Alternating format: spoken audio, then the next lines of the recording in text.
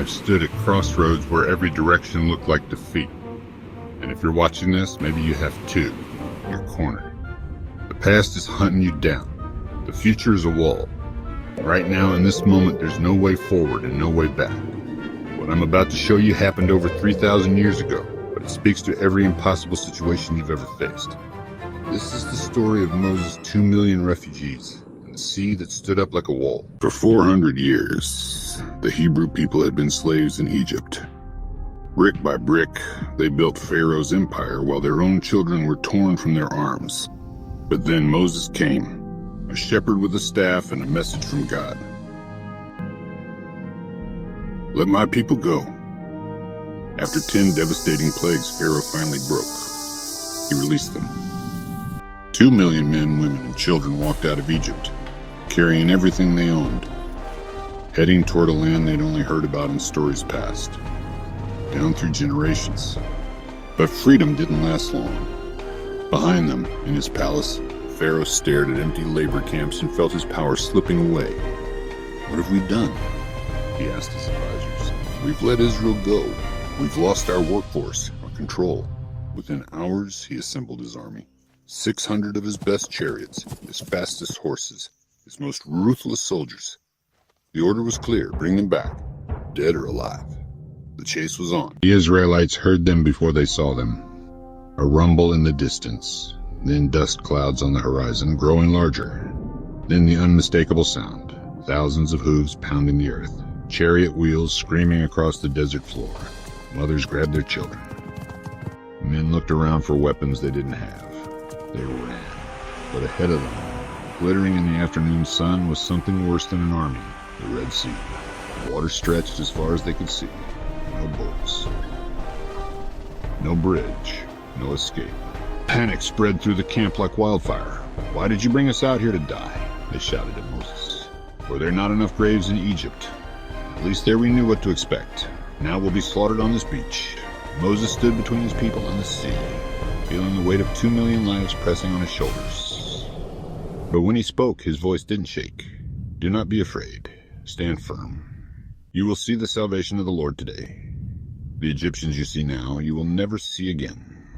The Lord will fight for you. You need only to be still. And God spoke to Moses. Why are you crying out to me? Tell the Israelites to move forward.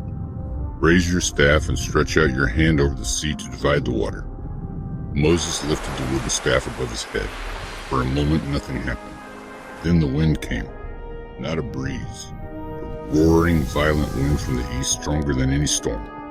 It howled across the water with a force that bent trees and knocked people to their knees. All through the night it blew, and as it blew, something impossible began to happen. The sea started to pull back, slowly at first, then faster. The water rose on both sides, climbing higher and higher, defying every law of nature. It stood up like walls, towering, trembling walls of green and blue, held in place by the breath of God. Between them, where there had been ocean floor covered in water and mud, the ground began to dry. Sand and rock appeared, hardening under the wind's relentless blast.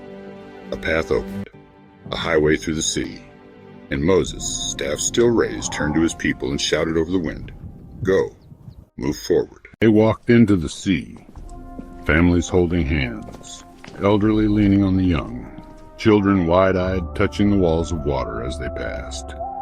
Above them, fish swam in the suspended ocean. The walls groaned and shifted but held firm. Their feet found solid ground, dry ground, where moments before there had been nothing but deep water. 2 million people crossed that night, walking between walls of water that should have crushed them. It took hours, but they made it. The Egyptians saw the path and charged in after them. Chariots thundered into the seabed, wheels spinning, commanders shouting orders. But their wheels began to jam in the sand. Horses stumbled. Axles broke. Confusion spread through their ranks. Then Moses, standing on the far shore, stretched out his hand once more. The walls shuddered. The wind stopped.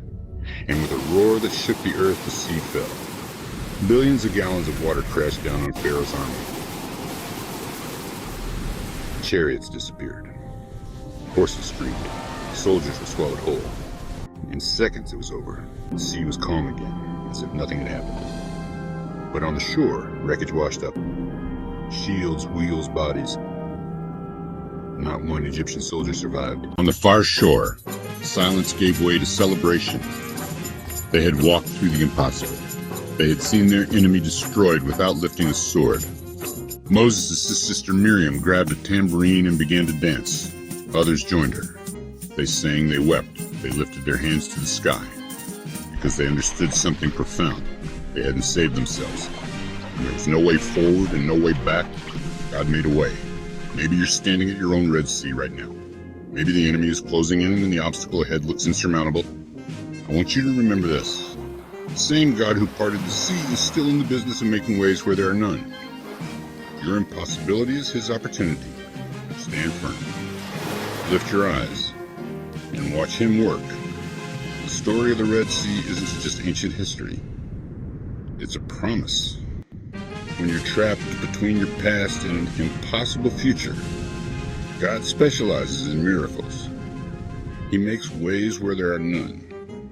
If this story stirred something in you, share it with someone who needs to hear it today. And remember, your Red Sea moment might be the setup for your greatest testimony. Thanks for watching. Stand firm. Keep believing. And watch what happens next.